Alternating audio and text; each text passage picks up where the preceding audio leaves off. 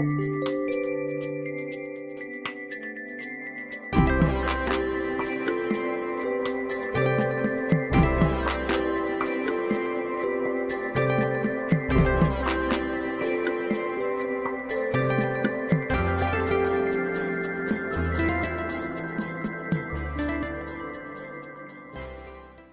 Libra. Welcome to Pandora Astrology's monthly horoscope for October of 2022. We are the astrologers of Pandora Astrology. I'm Jamie Kiel-Miller. I'm in Berkeley, California. I'm Julia Mijas in San Francisco, California. Well, Libra, this is your birthday month. If this is your sun sign horoscope, it's your birthday month and you're due for your annual birthday reading. You can get answers to any of your questions that might come up during this horoscope in a reading like that, and also start the year in a really powerful way. You'll find a link to get your birthday reading in the text that comes with this video. Well, I want to start with a moon because October begins with moon and Mercury activity and then finishes with great relationship activity. So on October 9th, we have a rather tempestuous full moon in Aries that we're calling Arguments That Wound, Dialogue That Heals, because it's your choice. This moon falls in your 7th house in Aries with Chiron, opposite to the Sun and Venus right here in the 1st house. So there's a very strong tug of war going on, and it lands in your relationship arena and might easily arouse anger in your partner, or just, stir up a kerfuffle in the relationship itself. So there may be some wounded feelings that happen and attempts at tact and diplomacy, which come off as saccharine or superficial. And to help with all of this, Saturn can step in and provide, the voice of a friend or the structure of a community to help you and your partner work this out. So I would definitely avoid arguments around the 9th as best you can, because the energy will be pretty high for that, and it might be hard to avoid, but it's worth doing. There is some Mercury activity coming up. Julia, what's that stuff? Oh, good news, because finally Mercury is going direct very early on in the month on October 2nd. So when Mercury goes retrograde, it's a time of a lot of miscommunications, as well as a time of redoing and reviewing things in your life. And this whole cycle has taken place in your 12th house.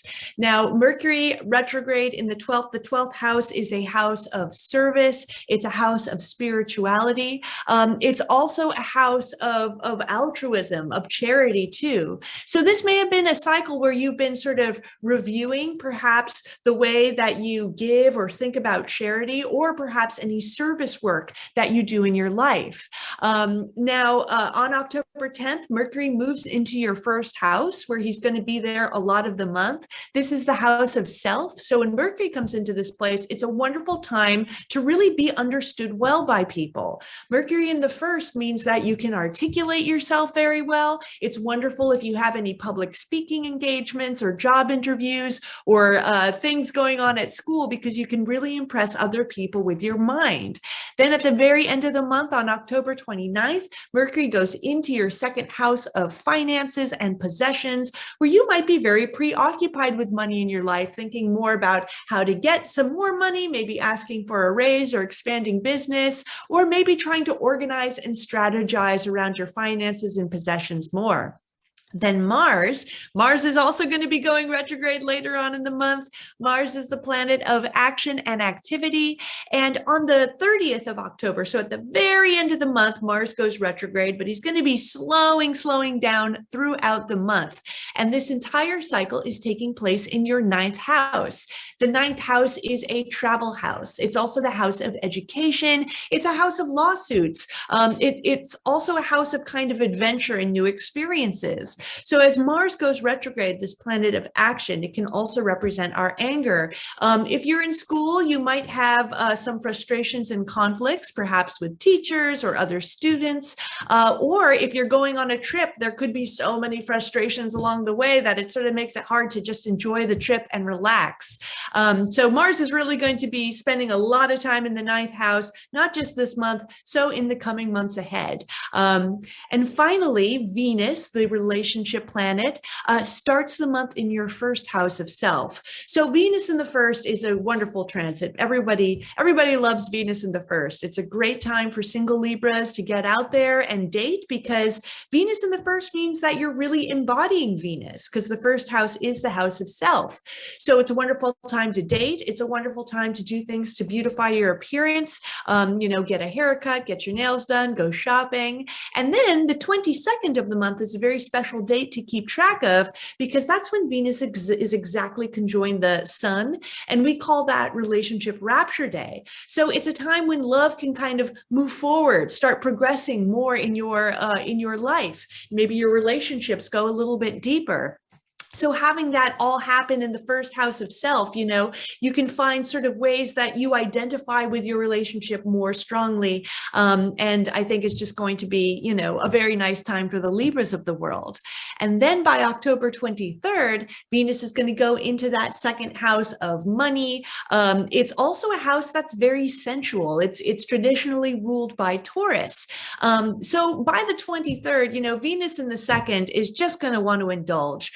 This is a time where you might just want to go out to eat yummy food, get massages, buy things that give you pleasure and enjoyment, maybe even get a little money luck along the way, which is always good. And I know that there's also even more relationship stuff and news coming for you this month. Jamie has a few things to say about the eclipse as well as Juno. Yeah, definitely. So, I'll begin with a seasonal change. The month begins with the sun in Libra, a very relationship-oriented sign. And then as the sun moves into Scorpio, the relationship themes can deepen and become more emotional. And wherever the sun goes, it's good to shine the light of your high-quality attention so that things can thrive and flourish there. As the sun moves into the second house, well, this is, as Julia said, it's a house of money, of finance, of the things that are yours. It is also a very sensory and sensual house, quite connected with pleasure. And as the sun moves into this house with Venus, there is a great emphasis on these things. So it could be a really good month for putting some high quality attention on how you eat, what you're cooking, and on your financial picture. So the next thing that happens is on October 23rd, we can see that Juno, which has been retrograde for several months, really since July, Juno goes direct. And this is a really big deal. Juno goes retrograde every year for several months, and while it's retrograde, we go through a relationship retrospection. This one has been in Pisces, bringing up themes of like spiritual themes, really. And you may be asking yourself during this multi-month period, does this relationship that I'm in satisfy me on a soul level? Does it feel like a spiritual connection? You may have been checking your relationship for that theme. And when Juno goes direct, we come to a sense of finish about this relationship retrospection. As Juno begins to speed up and move forward, we feel that our relationships can also move forward. And Juno will spend a couple of weeks. It will take several weeks before Juno speeds up to like its normal pace. So don't expect that you're going to come out of this retrospection period and that things will just move forward quickly. That's probably not going to happen, but at least you can feel that things are moving forward again. So this is connected very much to the lunar eclipse happening on October 25th, right here. It's a solar eclipse, sorry. the solar eclipse in Scorpio in your second house, which is the sun and the moon getting together near the south node in Scorpio. So this has a lot of intensity to it, a lot of passion, a lot of depth, as is always true of Scorpio placements. An eclipse is an occasion for looking at your shadow. A solar eclipse is an occasion for looking at the shadow of your behavior. So it's really important to check your behavior during a solar eclipse. This one falling in your second house, you might feel some compulsiveness about money. You might find yourself acting on what you might call instinct, but which might actually be, you might be acting out of trauma actually on in a financial way. So definitely keep your eye on that. But I want to say that this eclipse has so much that's positive about it, and occurring as it does here at the end of Juno retrograde, and as Venus still conjuncts the sun and the moon joining with that, and a lovely, lovely, gorgeous trine between these Scorpio factors and Juno, just provides such fertile ground for the planting of new seeds of love and intimacy in the future. So, but I think that a word of caution is called for, which is to say, a new moon is a great time for planting seeds. These would be seeds of intimacy, but don't leap into it too fast. Don't leap into it full bore, all or nothing. Don't cross boundaries too quickly or let your boundaries be crossed too quickly. I would have caution about that. Meanwhile, if your experience of this Juno retrograde has put your relationship through the ringer, and you have anything that you need to share with your partner here at the end of Juno retrograde, this is the best time to do it. We're calling this eclipse Confessions, Acceptance, and Healing, because this is the time to clean up all of the stuff that's been going through your mind that you may not have been telling your partner about while you've been checking the relationship for like spiritual values. And this is the time to go to your partner and talk about all that stuff and then move forward from here. And that is a very promising use of this moon. If you have anything to confess, don't do it during the moon at the beginning of the month because it's so argumentative and impulsive.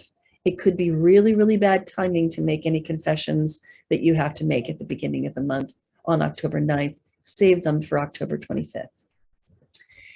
All right, you can find out so much more about these topics on our YouTube channel, Pandora Astrology, in the October 2022 news playlist. Also on our website, pandoraastrology.com, in the monthly forecast page.